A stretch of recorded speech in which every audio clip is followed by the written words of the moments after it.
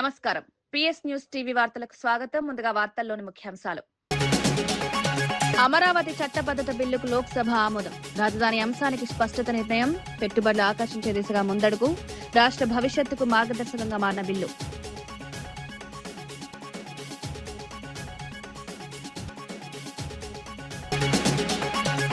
Assam tea తోటల్లో కార్మికులతో మమేకమైన ప్రధాని. కార్మికుల జీవన విధానంపై ఆసక్తి. కార్మికుల పాత్రను ప్రశంసించిన ప్రధాని సంక్షేమానికి కట్టుబడి ఉన్నామన్న హామీ.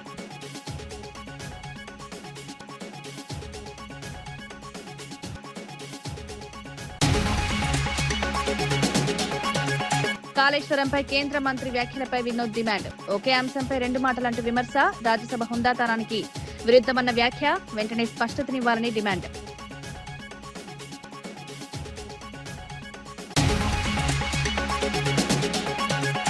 గ్యాస్ సరఫరాపై కేంద్రాన్ని ప్రశ్నించిన సామ రామ్మోహన్. కొరత లేదంటే ప్రజలెందుకు ఇబ్బందులన్న ప్రశ్న.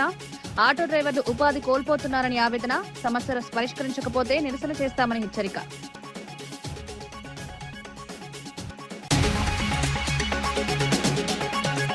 అమరావతిపై స్పష్టత వచ్చిందన్న మంత్రి నారాయణ. 2028 నాటికి రాజధాని పూర్తి చేస్తామన్న హామీ. స్థిర రాజధాని అభివృద్ధికి కీలకమన్న వ్యాఖ్య. అమరావతి ప్రపంచ స్థాయి నగరం అవుతుందని విశ్వాసం.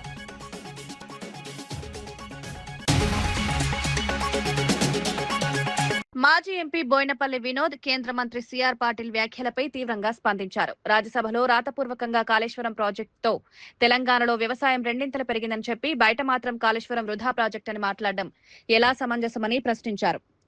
ఒక్క కేంద్ర మంత్రి ఒకే అంశంపై రెండు విధాలుగా మాట్లాడడం ప్రజలను గందరగోళానికి గురిచేస్తుందన్నారు. ఇది రాజ్యసభ హుందాతానికి విరుద్ధమని విమర్శించారు. కాళేశ్వరం ప్రాజెక్టు రైతులకు ఎంతో మేలు చేసిందని గుర్తు చేశారు. అలాంటి ప్రాజెక్టుపై తప్పుడు ప్రచారం చేయడం వెనుక రాజకీయ ఉద్దేశాలున్నాయని ఆరోపించారు. వెంటనే కేంద్ర మంత్రి తన వ్యాఖ్యలపై స్పష్టతనివ్వాలని డిమాండ్ చేశారు. ప్రజల ముందు నిజం చెప్పాలని, బాధ్యతగా వ్యవహరించాలని చెప్పి కూడా జవాబు చెప్పింది. కేఆర్ సురేష్ రెడ్డి గారు ఒకటి అడిగినారు, మరి కాళేశ్వరం ప్రాజెక్టుకు జాతీయ హోదా ఇస్తారని చెప్పి వారు ఏదో సప్లిమెంటరీ క్వశ్చన్ అడిగారు. దాంతోపాటు యాదవ్ గారు ఉన్నారు కదా ఇక్కడ, మన రాజ్యసభ సభ్యులు అనిల్ యాదవ్ గారు, వారు సిబిఐ ఎంక్వైరీ చేస్తారా కాళేశ్వరం ప్రాజెక్టు మీద ఆయన ప్రశ్న అడిగాడు. సప్లిమెంటరీస్ అడిగితే ఎతరా ఏరా చెప్పనుండే, కానీ మంత్రి గారు 1,00,000 కోట్ల రూపాయలు నీళ్ల పాలైనాయని చెప్పిండు. ఎవరు? సిఆర్ పాటిల్ గారు. ఒక బాధ్యతాయుతమైనటువంటి కేంద్ర మంత్రి రాజ్యసభలో ఆయన రిటర్న్ రిప్లై ఇచ్చిన దాంట్లో అంతా మంచిగా ఉన్నది, వ్యవసాయం చాలా గొప్పగా ఉన్నది, 2.5 times పెరిగింది ఈ ప్రాజెక్టుల వల్ల, తెలంగాణ రాష్ట్రం చాలా అభివృద్ధి వైపు పోతున్నదని చెప్పి ఆయన రిటర్న్ రిప్లై ఇస్తాడు. మరి రాజ్యసభలో ఒక బాధ్యతాయుతమైన కేంద్ర మంత్రి ఆయన ఏం జవాబు చెప్పాలి? ఇవాళ మీరు ఇంటర్నెట్ కొట్టి చూడండి, అది ఆ వార్త ప్రపంచవ్యాప్తంగా తిరుగుతున్నది. 1,00,000 కోట్ల నీళ్ల పాలైనవి అని ఒక బాధ్యతాయుతమైనటువంటి కేంద్ర మంత్రి ఒక ప్రశ్నకు జవాబు చెప్పడాన్ని తీవ్రంగా మేము ఖండిస్తున్నాం మా పార్టీ తరఫున. దాదాపు 20 లక్షల ఎకరాలకు నీళ్లు ఇచ్చేటువంటి ప్రాజెక్టు ఎట్లా కొట్టుకుపోయిందంటాడు ఈయన. 1,00,000 కోట్లు అసలు ఖర్చే కాదు. ఈ రోజు వరకు కూడా 1,00,000 కోట్లు ఖర్చు కాదు. ఎట్లా కొట్టుకుపోయింది అంటావు నువ్వు ఒక కేంద్ర మంత్రి అయి ఉండి. ఈ రోజు మా పార్లమెంట్ సభ్యులు కూడా ఆ సిఆర్ పాటిల్కి లేఖ ఇచ్చినాం. మా పార్టీ తరఫున he should come and clarify in the parliament. రాజ్యసభలో రేపు వచ్చి చెప్పాలి ఇది తప్పిదం జరిగింది అని చెప్పాలి. ఆయన కేంద్ర మంత్రి అయి ఉండి ఇవన్నీ కొట్టుకపోయినాయి. గోదావరిలో ఎక్కడిది వెళ్ళినాయి, మరి పోలవరం వెళ్ళినా ఎక్కడిది వెళ్ళినా ఇవన్నీ చెప్పాలి కదా నువ్వు కేంద్ర మంత్రి ఉండి. ఈ పంప్ హౌజ్లు, సబ్స్టేషన్లు, మోటార్లు, టన్నల్స్ ఇవన్నీ కొట్టుకపోయినాయా? 4 ఎంపీలు ఇవాళ సిఆర్ పాటిల్ గారికి లేఖ రాసిచ్చిండ్రు. మాజీ మంత్రి Vemula Prashanth Reddy regional ring road ప్రాజెక్టుపై ప్రభుత్వాన్ని తీవ్రంగా విమర్శించారు. గత 3 బడ్జెట్లలో 1,525 కోట్లు కేటాయించినప్పటికీ ఇప్పటి వరకు ఒక్క రూపాయి కూడా ఖర్చు చేయలేదన్నారు. భూసేకరణ పనులు కూడా ప్రారంభం కాలేదని, 2 ఏళ్లలో ప్రాజెక్టు పూర్తి చేస్తామని చెప్పి ఇప్పటికీ టెండర్లు కూడా ఓపెన్ చేయకపోవడం ఆశ్చర్యకరమన్నారు. మాటలు చెప్పడం తప్ప చేతల్లో పని లేదని విమర్శించారు. కేంద్రం నుంచి కూడా పూర్తి ఆమోదం రాలేదన్నారు. ప్రజలను మోసం చేసే విధంగా ప్రకటనలు చేస్తున్నారని ఆరోపించారు. ఈ ప్రాజెక్టు ప్రాంతీయ అభివృద్ధికి ఎంతో కీలకమని గుర్తు చేశారు. పోయిన బడ్జెట్లో పెట్టిరు regional ring road land acquisition కోసం. ఇది 3వ సారి 1,525 కోట్లు పెట్టుడు. పోయిన 2 సార్లు కూడా ఒక్క రూపాయి ఖర్చు చేయలేదు. ప్రామిస్ 1,525 కోట్లకి వెళ్ళి ఒక్క రూపాయి land acquisition, regional ring road land అక్విజిషన్కి. కానీ ఉట్టిగానే దమ్కి ఏం చేసిర్రు, ఏదో పేరు కోసం అని చెప్పి టెండర్లకు పిలిచి పడేసిర్రు. ఎప్పుడు 29 డిసెంబర్ 24 నాడు అంటే వాళ్ళు వచ్చిన సంవత్సరం తర్వాత టెండర్ పిలిచిర్రు. వాళ్ళు చేసింది ఏం లేదు సంవత్సరం. మేం చేసిన 20% మిగిలిచిన 3D సర్వే చేసిర్రు అంతే. వాళ్ళు చేసిన పని మేము 80% చేసాం, వాళ్ళు 20% చేసారు. ఈ సంవత్సరం తర్వాత వాళ్ళు ఏం చేసిర్రు, ఇగో 29 డిసెంబర్ 2024 రోజు టెండర్లు పిలిచిర్రు రీజనల్ రింగ్ రోడ్కి. పిలిచిన రోజు ఏమన్నాడు వెంకటరెడ్డి, ఇగో RRR రైట్ రైట్ అని ఒక పేపర్కు, రోడ్ ఎక్కిన ఉత్తర రింగు అని ఒక పేపరు, దాంట్లో ఆయన తెలంగాణకు super game changer Komatireddy Venkatreddy statement. పనులు ఇదేంది టెండర్లు ఇచ్చిన రోజు ఆయన స్టేట్మెంట్ 2 ఏళ్లలో నిర్మాణం పూర్తి చేయాలని నిర్ణయం. ఎప్పుడండి 29/2024 డిసెంబర్లో వాళ్ళు 2 సంవత్సరాల్లో పూర్తి చేస్తాం, ఇక టెండర్లకు ఇవాళ పోయినాం, 2 సంవత్సరాల్లో పూర్తి చేస్తాం అని చెప్పిండు కోమటిరెడ్డి గారు. ఎప్పుడు చెప్పిండు 29/2024 డిసెంబర్. అప్పటి నుంచి 2 సంవత్సరాలు అంటే ఎప్పుడు 26 డిసెంబర్ కల్లా మొత్తం RRR అయిపోవాలి, రీజనల్ రింగ్ రోడ్ 29 డిసెంబర్ కల్లా 26 డిసెంబర్ కల్లా అయిపోవాలి. ఇవాళ ఏంది 26 మార్చ్ అంటే ఇంకొక 9 నెలలు మాత్రమే ఉన్నది ఆయన చెప్పిన టైంకి. అయిపోడు కాదు కదా, ల్యాండ్ ఎక్విజిషన్ కూడా ఇంకా పైసలు ఇవ్వలే వీళ్ళు ఎవరికి. 15 నెలలైంది వాళ్ళు టెండర్లకు పిలిచి. గమ్మత్ జోక్స్ చెప్పాలనా, 15 నెలల నుంచి టెండర్ కూడా ఓపెన్ చేయలే. ఇంకా 15 నెలలైంది టెండర్లు పిలిచి, టెండర్లు ఓపెన్ చేయలే. 2 సంవత్సరాల్లో కంప్లీట్ చేస్తామన్నారు, 15 నెలలైంది ఇప్పటికీ ఒక్క అడుగు ఎట్టలే, ఒక్క రూపాయి ఖర్చు చేయలే. వాళ్ళు పెట్టిన గడువుకి ఇంకా 9 నెలలే ఉన్నది కంప్లీట్ కావడానికి, ఇంకా టెండర్లు కూడా ఓపెన్ చేయలే. ఇగో ఇది కోమటిరెడ్డి వెంకటరెడ్డి గారు పనితనం. మాటలు తప్ప చేతలు లేవు. టెండర్లు పిలిచి డ్రామా చేసిర్రా, 15 నెలలు అయింది టెండర్లు ఓపెన్ చేయలేదు, ఒక్క రూపాయి ఖర్చు పెట్టలేదు. జనవరిలోనే పనుల ప్రారంభం ఒకసారి చెప్తాడు, జనవరి 26, ఫిబ్రవరి 25 నాడు పనుల ప్రారంభం అని ఒకసారి అంటాడు, 2 ఏళ్లలో కంప్లీట్ అని ఒకసారి అంటాడు. ఇగో ఇప్పటిదాకా మోర్త్ నుంచి అంటే నేషనల్ హైవే నుంచి భారత ప్రభుత్వం నుంచి ప్రాజెక్టుకే అసలు ఆమోదమే రాలేదు. ఈరోజు మట్టికి రీజనల్ రింగ్ రోడ్ ప్రాజెక్టుకి కేంద్ర ప్రభుత్వం నుంచి ఆమోదం లభించలేదు. టీపీసీసీ మీడియా కమిటీ చైర్మన్ సామ రామ్మోహన్ రెడ్డి కేంద్ర ప్రభుత్వంపై తీవ్ర విమర్శలు చేశారు. గ్యాస్ సరఫరాలో ఎలాంటి లోపం లేదని కేంద్రం చెప్తుంటే ప్రజలెందుకు గ్యాస్ కోసం బంకుల చుట్టూ తిరుగుతున్నారో సమాధానం చెప్పాలని డిమాండ్ చేశారు. గ్యాస్ అందుబాటులో లేక ఆటో డ్రైవర్లు ఉపాధి కోల్పోయి ఇబ్బందులు పడుతున్నారన్నారు. ప్రజల సమస్యలను పట్టించుకోకుండా కేంద్రం నిర్లక్ష్యంగా వ్యవహరిస్తోందని మండిపడ్డారు. వాస్తవ పరిస్థితులను దాచిపెట్టే ప్రయత్నం జరుగుతోందని ఆరోపించారు. సరఫరా వ్యవస్థలో లోపాలున్నాయనే విషయం స్పష్టంగా కనిపిస్తోందన్నారు. వెంటనే సమస్యను పరిష్కరించి ప్రజలకు న్యాయం చేయాలని డిమాండ్ చేశారు. యుద్ధం జరుగుతూ ఉంది, ఇరాన్ ఇజ్రాయెల్ యుద్ధం జరుగుతూ ఉంది కాబట్టి ఇవన్నీ సంక్షోభాలు వస్తున్నాయనేటటువంటి కారణాలతో మనం ఏదైనా చెప్పే ప్రయత్నం చేస్తే తప్పుడు ప్రచారాలు ఏం చేయొద్దు, అన్నీ సవ్యంగా ఉన్నాయి. ఈరోజు ఎట్లాంటి సమస్యలు కూడా లేవనెత్తేటటువంటి పరిస్థితి లేదు దేశంలో అని చెప్పి ఒక పక్క ప్రధానమంత్రి గారు మాట్లాడతారు. కానీ ఇక్కడ వాస్తవ పరిస్థితి మైదానం కాడికి వచ్చినప్పుడు లైన్లలో ఆటోలు నిలబడి రోజుల తరబడి వేచి చూసుకుంటా ఎల్పిజి లేకుండా జీవన విధానం ముందుకు సాగకుండా ఉంటున్నటువంటిదేమో అసలు కథ నడుస్తూ ఉంటుంది. ఏది నమ్ముదాం? అసలేం ఇబ్బందులు లేకపోతే ఆటోలు మొత్తం రోడ్ల మీదకి ఎందుకు వస్తారు, బంకులు ఎందుకు మూతపడతాయి? సరఫరాలో లోపం లేకపోతే ఈరోజు ఇట్లాంటి పరిస్థితి ఎందుకు దాపరిస్తుంది? కేవలం నగరంలో 1,00,000 ఆటోలు అంటే 1,00,000 కుటుంబాలు ఈరోజు రోడ్డున పడినటువంటి పరిస్థితి. దీనికి మీరు తీసుకున్నటువంటి తప్పుడు నిర్ణయాలు కేంద్రంలో ఏవైతే ఉన్నాయో దానికి మూల్యం ప్రజలు చెల్లించుకుంటా ఉన్నారు. రాష్ట్ర ప్రభుత్వం నుంచి మేము ఏ రకంగా సహకరించాలో చెప్పండి, మేము అన్నిటికీ సిద్ధంగా ఉన్నాం. కానీ దయచేసి ఎల్పిజి సరఫరా మాత్రం నిరంతరం ఉండాలి.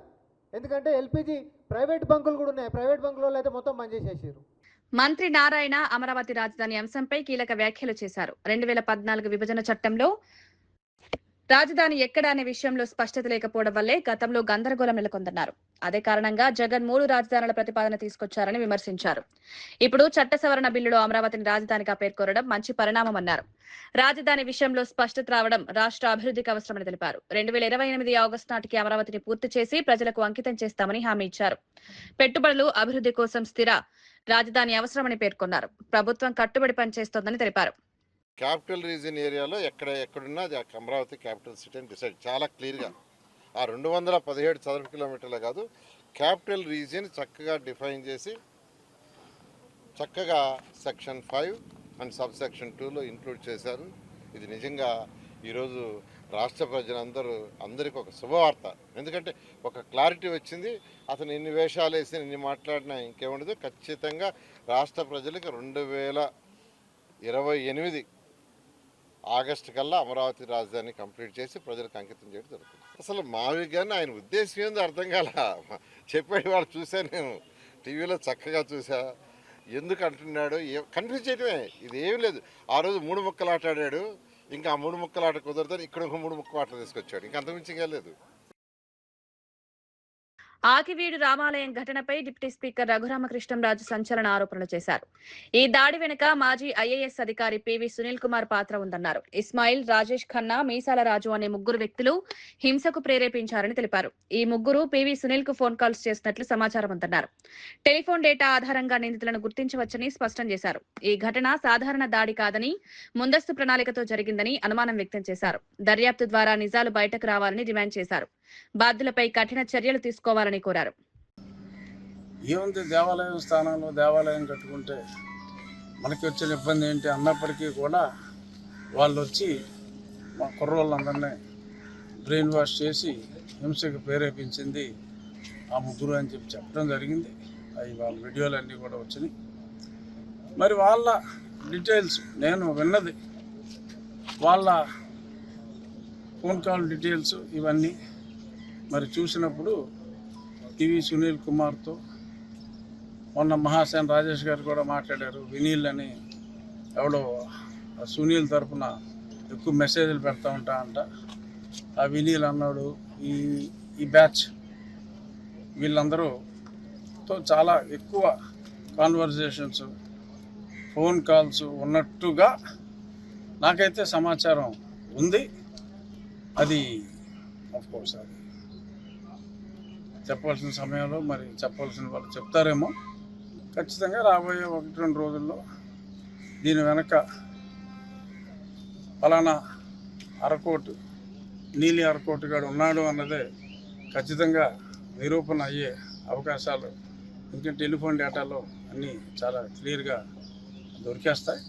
తెలంగాణ మంత్రివర్గ విస్తరణపై నెలకొన్న ఉత్కంఠకు తాత్కాలికంగా బ్రేక్ పడింది. ఏప్రిల్ మొదటి వారంలో కేబినెట్ విస్తరణ ఉంటుందని ప్రచారం జరిగినప్పటికీ ప్రస్తుతం అది వాయిదా పడినట్లు సమాచారం. 5 రాష్ట్రాల ఎన్నికల నేపథ్యంలో కాంగ్రెస్ అధిష్టానం బిజీగా ఉండడంతో ఈ నిర్ణయం తీసుకున్నట్లు తెలుస్తోంది. సీఎం రేవంత్ రెడ్డి పూర్తిస్థాయి ప్రక్షాళనతో కొంత మంత్రివర్గాన్ని రూపొందించాలని భావిస్తున్నారని సమాచారం. ఎన్నికల ఫలితాల తర్వాతే విస్తరణ జరిగే అవకాశం ఉందని రాజకీయ వర్గాలు అంచనా వేస్తున్నాయి.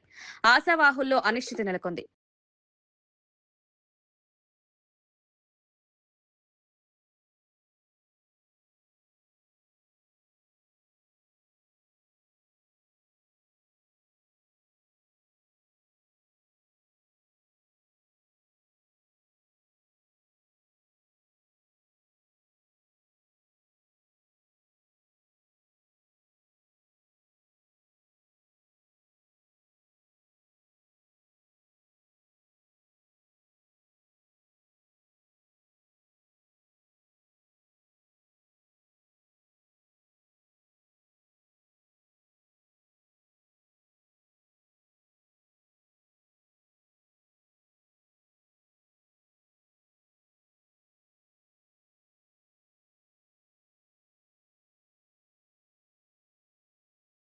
ప్రధాని నరేంద్ర మోదీ అస్సాం రాష్ట్రంలోని దిబ్రూగఢ్లో టీ తోటలను సందర్శించారు. అక్కడి టీ గార్డెన్ కార్మికులతో మమేకమై వారి జీవన విధానాన్ని తెలుసుకున్నారు. టీ తోటల కుటుంబాల సంస్కృతి, సాంప్రదాయాలను ప్రశంసించారు. అస్సాం అభివృద్ధిలో టీ కార్మికుల పాత్ర ఎంతో కీలకమన్నారు. వారు కష్టపడి పనిచేసే తత్వం రాష్ట్ర ఆర్థిక వ్యవస్థకు బలమన్నారు. కార్మికుల సంక్షేమానికి ప్రభుత్వం కట్టుబడి ఉందని హామీ ఇచ్చారు. స్థానికులతో ప్రత్యక్షంగా మాట్లాడి సమస్యలు తెలుసుకున్నారు. ఈ సందర్శన రాజకీయంగా కూడా ప్రాధాన్యత సంతరించుకుంది.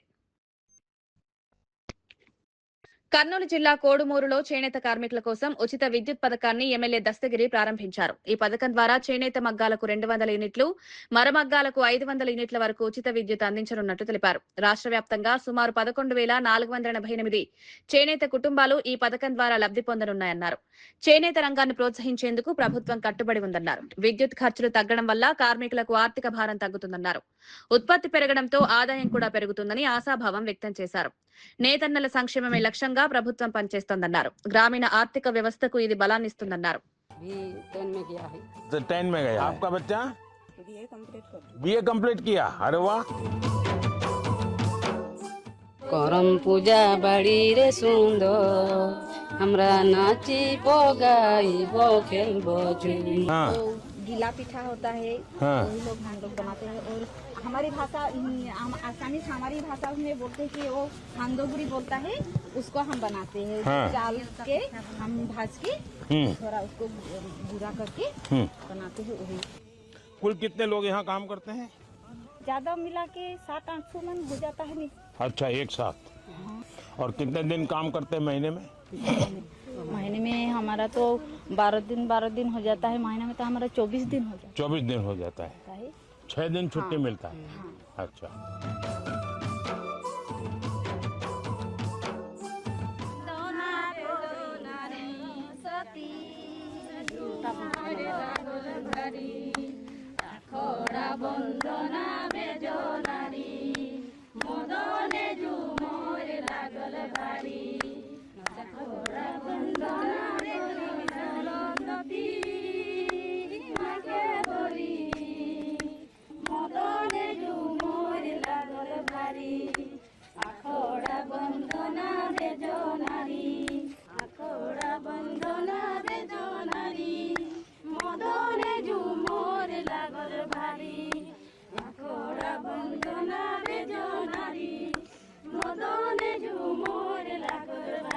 चलिए, बहुत बहुत धन्यवाद आप सबका।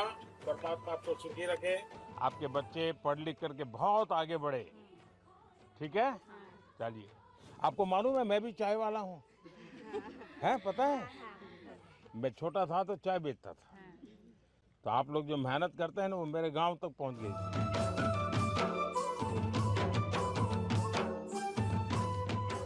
ఆంధ్రప్రదేశ్ రాజధానిగా అమరావతికి చట్టబద్దత కల్పిస్తూ లోక్సభ బిల్లును ఆమోదించింది. కేంద్ర మంత్రి నిత్యానందరాయ్ ప్రవేశపెట్టిన ఈ బిల్లుపై 2 గంటల పాటు చర్చ జరిగింది. అనంతరం స్పీకర్ బిల్లును ఆమోదించబడినట్లు ప్రకటించారు. ఈ నిర్ణయంతో అమరావతి రాజధాని అంశానికి స్పష్టత వచ్చింది. పెట్టుబడులు ఆకర్షించడానికి ఇది కీలక అడుగుగా భావిస్తున్నారు. రాష్ట్ర అభివృద్ధికి ఇది దోహదపడుతుందని నిపుణులు అభిప్రాయపడుతున్నారు. నిరుద్యోగులకు ఉపాధి అవకాశాలు పెరుగుతాయని అంచనా వేస్తున్నారు. రాజధాని రైతులకు కూడా ఇది ఊరటనిచ్చే నిర్ణయంగా భావిస్తున్నారు. विधेयक पर विचार करने हेतु प्रस्ताव को स्वीकृत किया गया है। अब सभा विधेयक पर खंडवार विचार करेगी। प्रश्न यह है कि खंड 2 विधेयक का अंग बने। जो सदस्य इसके पक्ष में है वो हाँ कहें, जो सदस्य विरोध में है वो ना कहें। मेरे विचार में निर्णय हाँ वालों के पक्ष में हुआ, हाँ वालों के पक्ष में हुआ। खंड 2 विधेयक का अंग बना। प्रश्न यह है कि खंड 1 अधिनियम सूत्र और विधेयक का पूरा नाम विधेयक का अंग बने। जो सदस्य इसके पक्ष में है वो हाँ कहें, जो सदस्य विरोध में है वो ना कहें। मेरे विचार में निर्णय हाँ वालों के पक्ष में हुआ, हाँ वालों के पक्ष में हुआ। खंड 1 अधिनियम सूत्र और विधेयक का पूरा नाम विधेयक के अंग बने। मंत्री अब यह प्रस्ताव करे कि विधेयक को पारित किए जाए। महोदय, मैं प्रस्ताव करता हूं कि विधेयक पारित किया जाए। प्रश्न यह है कि विधेयक को पारित किया जाए। जो सदस्य इसके पक्ष में है वो हाँ कहें, जो सदस्य विरोध में है वो ना कहें। मेरे विचार में निर्णय हाँ वालों के पक्ष में हुआ, हाँ वालों के पक्ष में हुआ। प्रस्ताव स्वीकृत हुआ और विधेयक पारित हुआ।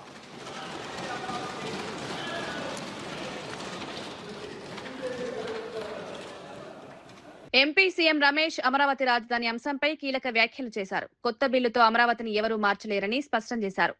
3 రాజధానుల ప్రతిపాదనకు ఇక స్థానం లేదన్నారు. డబుల్ ఇంజన్ సర్కారు కృషితో అమరావతి ప్రపంచ స్థాయి రాజధానిగా మారుతుందని విశ్వాసం వ్యక్తం చేశారు.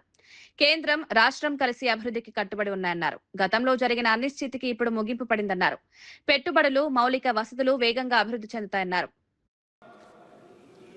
ఇప్పటి నుంచి పులివెందుల ఎమ్మెల్యే ఊసరవెల్లి రాజకీయాలు చేయలేరు, 3 ముక్కలాట ఆడలేరు. అమరావతి భూములిచ్చిన రైతుల Please. Sir, after agreeing for new capital, If anything objection, Pulvendala MLA changed his color. silence. Kemolian brought a bill to create 3 capitals for Andhra Pradesh. Every single party, every citizen of Andhra Pradesh opposed it. Sir, 29,000 farmers who given 34,000 acres of land for capital stated dharna for 1,631 days. Can anywhere in the world do we have 3 capitals? Pulvendala MLA Jagan hell-bent to destroy capital Amaravati, and he started this from Praja Vedika. Now, with this bill, no one can propound such illogical, irrational and illogical proposals of 3 capitals. Sir, state అసెంబ్లీలో ఒక చారిత్రాత్మక సుదీర్ఘ చర్చ అనంతరం 5 కోట్ల మంది ప్రజల కలల రాజధాని అయిన అమరావతిని మార్చి 28వ తేదీ ఆంధ్రప్రదేశ్ శాసనసభ ఏకగ్రీవంగా తీర్మానాన్ని ఆమోదించింది. ఆంధ్రప్రదేశ్ పునర్వ్యవస్థీకరణ చట్టంలోని సెక్షన్ 5 సబ్ సెక్షన్ 2లో అట్ అమరావతి అనే పదాలను చేర్చాలని ఈ తీర్మానం భారత ప్రభుత్వానికి విజ్ఞప్తి చేసింది. దాని ఫలితమే ఈ బిల్లు ఉభయ సభలలో ఆమోదం పొంది గౌరవ రాష్ట్రపతి గారు నోటిఫై చేసిన వెంటనే అమరావతికి రాజ్యాంగ హోదా లభిస్తుంది. కొత్త రాజధాని నిర్మాణం 2028 ఆగస్టు నాటికి పూర్తి చేయాలని కూడా ఆంధ్రప్రదేశ్ శాసనసభ తీర్మానించింది. ఈ సందర్భంగా కొత్త రాజధాని నిర్మాణం పూర్తి అయిన వెంటనే ప్రధానమంత్రి గారిని దీన్ని ప్రారంభించవలసిందిగా నేను ఈ పార్లమెంట్ సభ నుంచి అభ్యర్థిస్తున్నాను. అస్సాంలో ఎన్నికల ప్రచారంలో కాంగ్రెస్ నేత ప్రియాంక గాంధీ బీజేపీ ప్రభుత్వంపై తీవ్ర విమర్శలు చేశారు. Sharada smart city, NC hills వంటి స్కామ్లను ప్రస్తావిస్తూ అవినీతి పెరిగిందని ఆరోపించారు. డబుల్ ఇంజిన్ ప్రభుత్వం కాదు, డబుల్ స్లేవ్ ప్రభుత్వమని వ్యాఖ్యానించారు. ప్రధాని మోదీ, సీఎం హిమంత్ బిశ్వా శర్మలపై నేరుగా విమర్శలు చేశారు. టీ తోట కార్మికుల వేతనాల పెంపు, గిరిజనులకు ఎస్టీ హోదా వంటి హామీలు అమలు కాలేదన్నారు. ప్రజలను మోసం చేస్తున్నారని విమర్శించారు. కాంగ్రెస్ పార్టీకి అవకాశం ఇవ్వాలని కోరారు.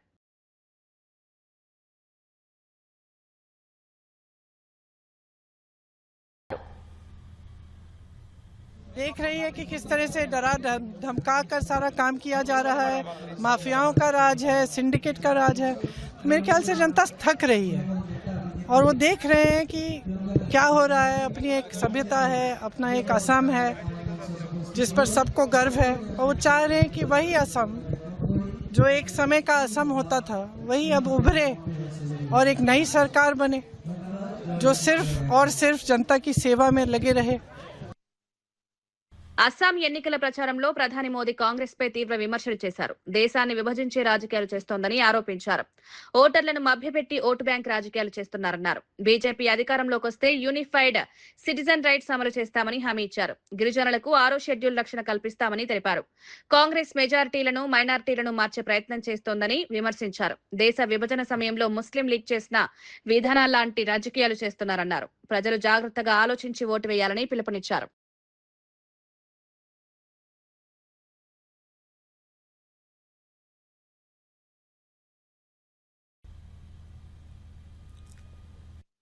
का ये चुनाव विकसित असम से विकसित भारत बनाने का चुनाव है। इस बार बीजेपी एनडीए सरकार की हैट्रिक लगनी तय है और कांग्रेस के पराजय की भी हैट्रिक होने वाली है। असम लगातार तीसरी बार बीजेपी एनडीए सरकार बना रहा है और कांग्रेस के जो सो कॉल्ड राजकुमार है ना, की तो पराजय की सेंचुरी आने वाली है। వార్తలు ముగించే ముందు ముఖ్యాంశాలు మరోసారి. అమరావతి చట్టబద్ధత బిల్లుకు లోక్సభ ఆమోదం. రాజధాని అంశానికి స్పష్టత నిర్ణయం. పెట్టుబడులు ఆకర్షించే దిశగా ముందడుగు. రాష్ట్ర భవిష్యత్తుకు మార్గదర్శకంగా మారిన బిల్లు.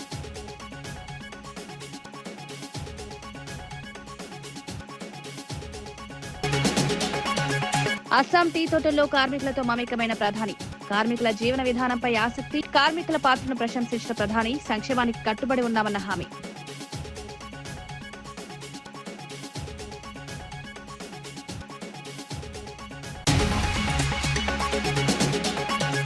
కాళేశ్వరంపై కేంద్ర మంత్రి వ్యాఖ్యలపై వినోద్ డిమాండ్. ఒకే అంశంపై రెండు మాటలంటూ విమర్శ, రాజ్యసభ హుందాతనానికి విరుద్ధమన్న వ్యాఖ్య, వెంటనే స్పష్టతనివ్వాలని డిమాండ్.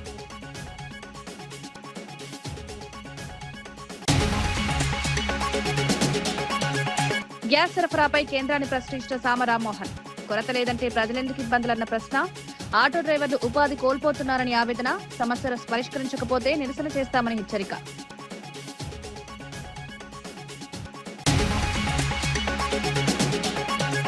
అమరావతిపై స్పష్టత వచ్చిందన్న మంత్రి నారాయణ. 2028 నాటికి రాజధాని పూర్తి చేస్తామన్న హామీ, స్థిర రాజధాని అభివృద్ధికి కీలకమన్న వ్యాఖ్య, అమరావతి ప్రపంచ స్థాయి నగరం అవుతుందని విశ్వాసం.